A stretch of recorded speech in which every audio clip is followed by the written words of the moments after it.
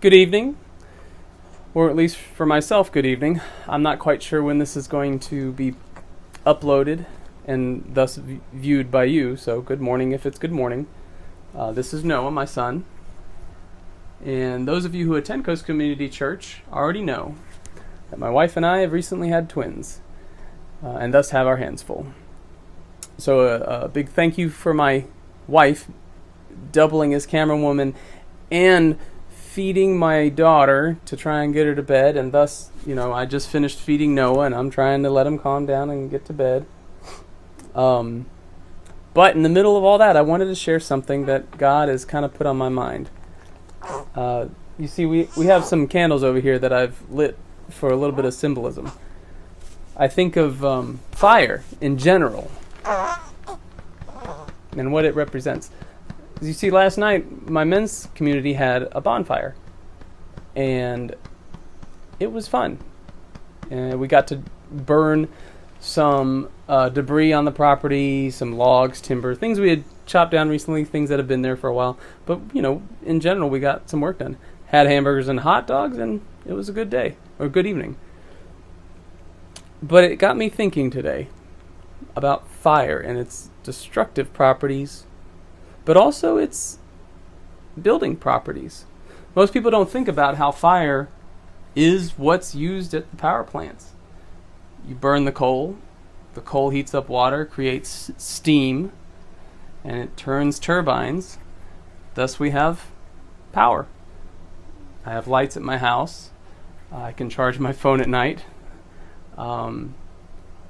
But with that power, we can use tools to build things, and we can create massive buildings, numerous objects, cars,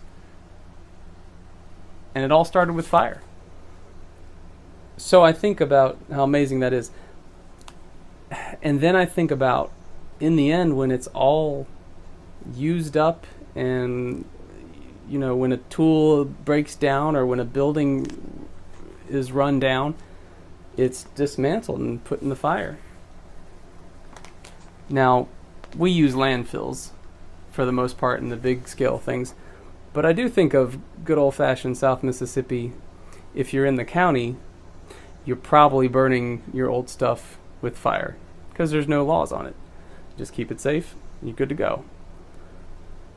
So here's the scripture that came to mind when I was thinking about this.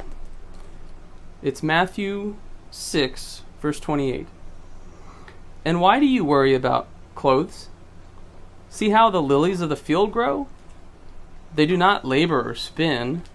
Yet I tell you that not even Solomon in all his splendor was dressed like one of these. If that is how God clothes the grass of the field, which is here today, and tomorrow thrown into the fire,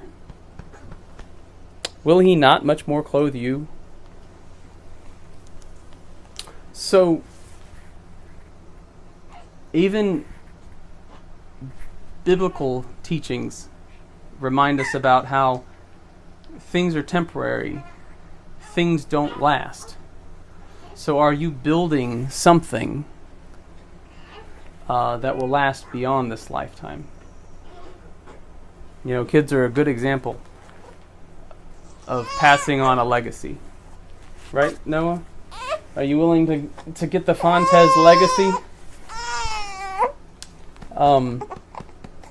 But even more so, think about your spiritual life. Think about the things that go on beyond your next of kin. And don't let it burn out.